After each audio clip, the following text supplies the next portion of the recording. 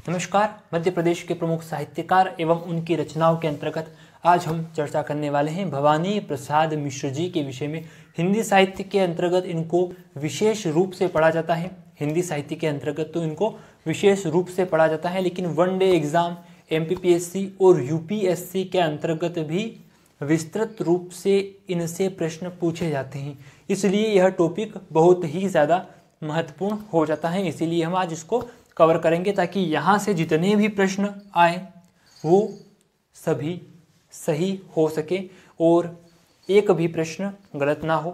भवानी प्रसाद मिश्र हिंदी के प्रसिद्ध कवि और गांधीवादी विचारक थे, जिनकी रचनाओं में गांधीवादी प्रभाव या गांधी जी की विचारधारा स्पष्ट रूप से दिखाई देती है। आइए भवानी प्रसाद मिश्र जी के बारे में जानने का प्रयास करते हैं। जैसा कि आप लोग जानते हैं कि हमारा पढ़ाने का एक क्रम है। पहले हम रूपरेखा बना देते हैं कि कहाँ कहाँ से प्रश्न आने की संभावनाएं हैं और कहाँ कहाँ से हमें प्रश्न देखने को मिल सकते हैं और किन गलतियों को हमें नहीं करना है, यह भी बहुत ज़रूरी बात हो जाती है। आइए शुरू करते हैं। पहले देखेंगे कि इनका जन्म कहाँ पर हुआ था। अगर पूछ लेता है कि अमुक व्यक्तित्व का संबंध किस क्षेत्र से है, तो उस जगह का नाम जहाँ पर इनका जन्म हुआ है वह हमें बताना होता है और यहाँ से प्रश्न पूछे गए हैं। हमने जब डिस्क्राइब किया था पुराने प्रश्नों को, प्रीवियस ईयर क्वेश्चन पेपर को, तो उसमें बताया है कि कहाँ कहाँ से प्रश्न पूछे गए हैं।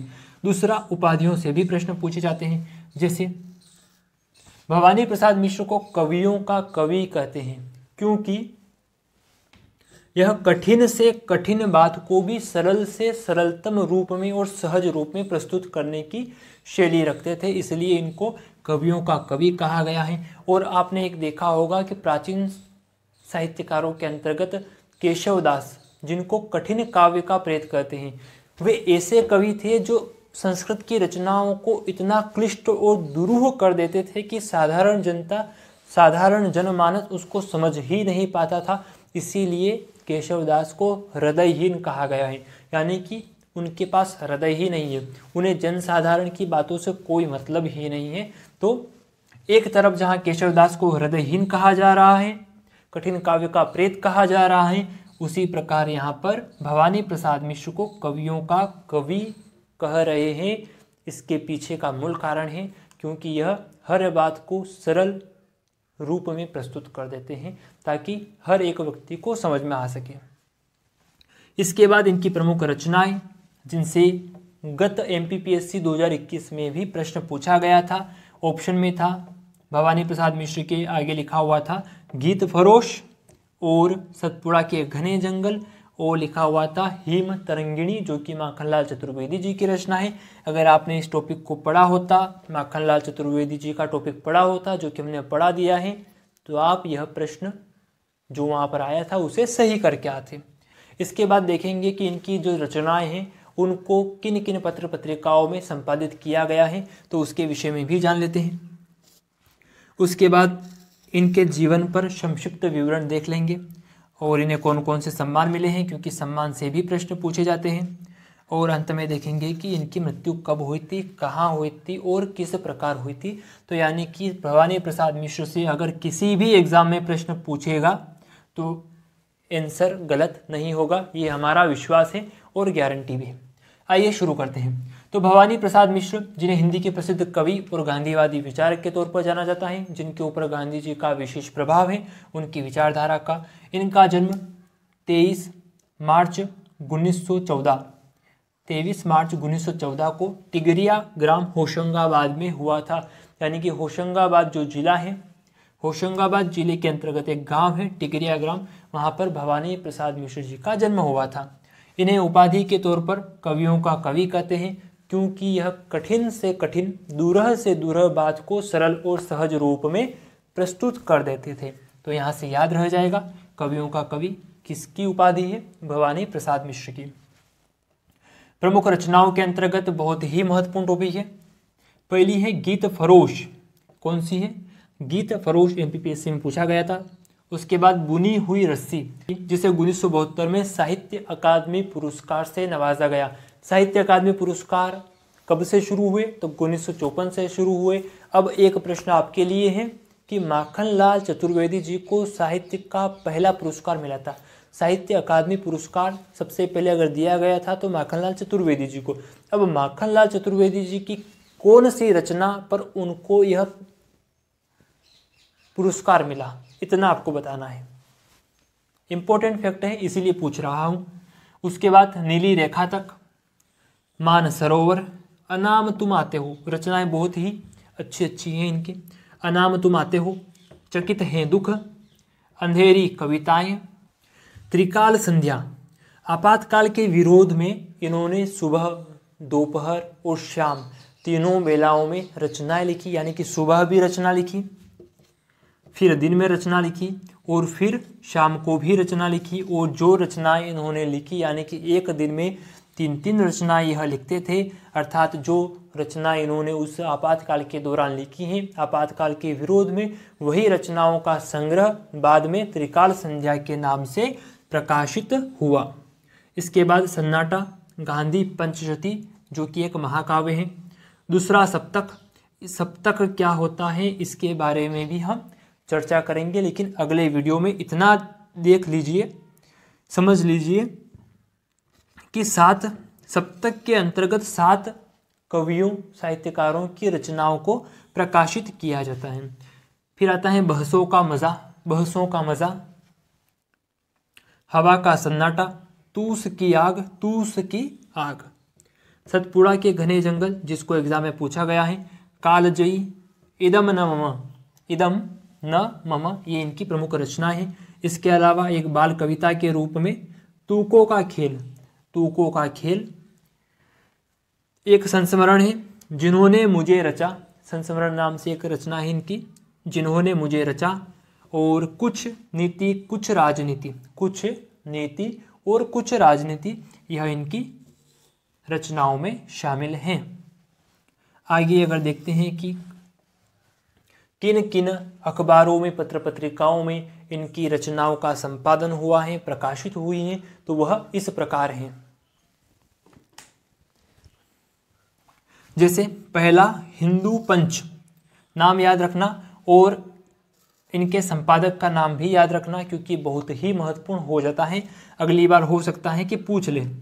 हिंदू पंच जिसमें इनकी प्रारंभिक कविताएं प्रकाशित हुई थी, जिसका संपादन ईश्वरी प्रसाद वर्मा जी करते थे। कौन करते थे? ईश्वरी प्रसाद वर्मा। दूसरा, जब यह 32-33 साल की उम्र के थे, कौन? भवानी प्रसाद मिश्र, तब माखनलाल चतुर्वेदी जी के संपर्क में आए और माखनलाल चतुर्वेदी जी ने विनयपूर्वक इनसे कहा कि हम आपकी रचनाओं को अपने कर्मवीर में प्रकाशित करेंगे। आप देख रहे होंगे कि हम हर बार माखनलाल चतुर्वेदी जी का जिक्र कर रहे हैं, तो यूं ही इन्हें एक भारतीय आत्मा नहीं कहा जाता। ठीक है, बहुत महत्वपूर्ण व्यक्तित्व है माखनलाल चतुर्वेदी जी। तो कर्मवीर में भी इनकी रचनाएं प्रकाशित हुई और हिंदू पंच में भी इनकी रचनाएं प्रकाशित हुई। हंस जो कि मुंशी प्रेमचंद्र द्वारा संपादित मासिक पत्रिका थी, उसके अंतर्गत भी दिल्ली से, देश की राजधानी जो वर्तमान दिल्ली है, वहां से इसका संपादन होता था। अज्ञेय ने भी दूसरा सप्तक नाम से इनकी रचनाओं को प्रकाशित किया है। किस नाम से? दूसरा सप्तक, जिसके अंतर्गत 7 कवियों की रचनाएं सम्मिलित होती थी, उसमें एक कवि के रूप में भवानी प्रसाद मिश्र जी की कविताओं को भी स्थान दिया गया। अगला है इनके जीवन परिचय के बारे में।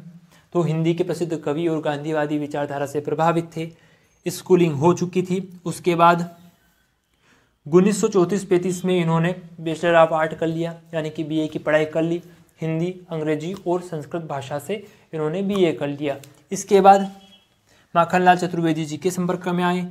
उसके उपरांत फिर इन्होंने गांधी जी के विचारों पर आधारित शिक्षा देने के लिए एक विद्यालय खोला और उसमें एक शिक्षक के रूप में कार्य करने लगे।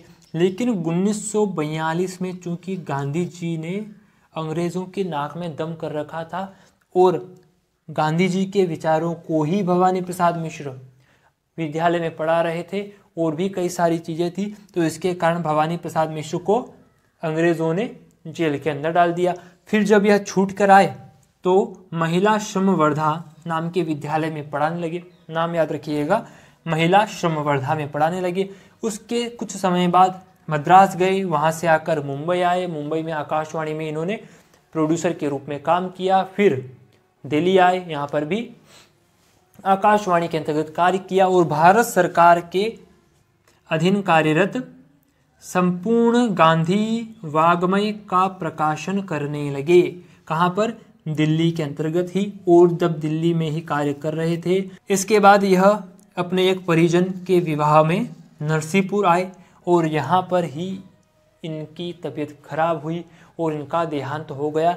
इस प्रकार 1914 में जन्मे भवानी प्रसाद मिश्र का देहांत 1985 में हो जाता है और ऐसा कहा जाता है कि आजीवन इन्होंने किसी को तकलीफ नहीं दी। यह बहुत बड़ी बात होती है किसी व्यक्तित्व के लिए कि जीवन भर उन्होंने किसी को हर्ट नहीं किया। आइए एक बार इनका रिवीजन कर लेते हैं। इनका जन्म कहाँ हुआ था? तो होशंगाबाद में। उपाधि कवियों का कवि। याद रखना है, भवानी प्रसाद मिश्र को कवियों का कवि कहते हैं, जबकि केशवदास जी को कठिन काव्य का प्रेत कहते हैं। वो संस्कृत भाषा से संबंधित है, उनको हृदयहीन भी कहते थे। और कवि प्रिया और रसिक प्रिया केशवदास की रचना है, ना कि भवानी प्रसाद मिश्र की। ठीक है।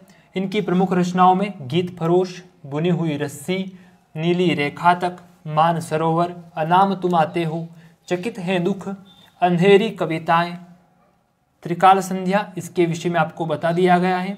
सन्नाटा, गांधी पंचशती जो कि एक महाकाव्य है। दूसरा सप्तक, सप्तक क्या होता है इसके विषय में भी चर्चा कर ली गई है। बहसों का मजा, हवा का सन्नाटा, तूस की आग, सतपुड़ा के घने जंगल, कालजयी, कालजयी ये इंपॉर्टेंट रचना है, ध्यान रखना। इदम न मम, इदम न मम, तूकों का खेल, जिन्होंने मुझे रचा, कुछ नीति कुछ राजनीति, यह भी इनकी प्रमुख रचनाओं में शामिल हैं। आगे बढ़ते हैं। प्रकाशन की अगर बात करें तो हिंदू पंच, कर्मवीर, हंस और दूसरा सप्तक आदि में इनकी रचनाएं प्रकाशित हुई हैं। ज़्यादातर जो रचना है इनमें ही प्रकाशित हुई हैं। जीवन परिचय के विषय में हमने देख लिया है। अब अंत में देखते हैं सम्मान के विषय में। तो 1972 में इन्हें साहित्य अकादमी पुरस्कार से नवाजा गया। कौन से पुरस्कार से? साहित्य अकादमी पुरस्कार से नवाजा गया। क्वेश्चन यह है कि साहित्य अकादमी पुरस्कार की शुरुआत कब से हुई थी? कमेंट बॉक्स में लिखकर बताइए। दूसरा शिखर सम्मान, प्रश्न नहीं है, सम्मान की बात कर रहा हूँ कि 1983 में इन्हें शिखर सम्मान भी दिया गया था, यानी एक साहित्य अकादमी पुरस्कार और दूसरा मध्य प्रदेश सरकार द्वारा शिखर सम्मान से इनको नवाजा गया और उत्तर प्रदेश सरकार द्वारा भी इनको सम्मान से नवाजा गया था। यानी इस प्रकार भवानी प्रसाद मिश्र जी से जितने भी प्रश्न आने की संभावनाएं थी वो सारी यहाँ पर कवर हो जाती हैं। अब इससे बाहर भवानी प्रसाद मिश्र जी से कुछ भी नहीं पूछा जा सकता। ठीक है, इस सेशन को यहीं पर समाप्त करते हैं। पढ़ते रहिए, बढ़ते रहिए और ध्यान रखिए, जब तक रिवीजन नहीं होगा तब तक याद नहीं होगा। अतः रिवीजन सबसे महत्वपूर्ण चीज़ है सफलता के लिए। अतः आपको रिवीजन करना है। पढ़ते रहिए, बढ़ते रहिए। मुझे दीजिए इजाज़त। नमस्कार, धन्यवाद।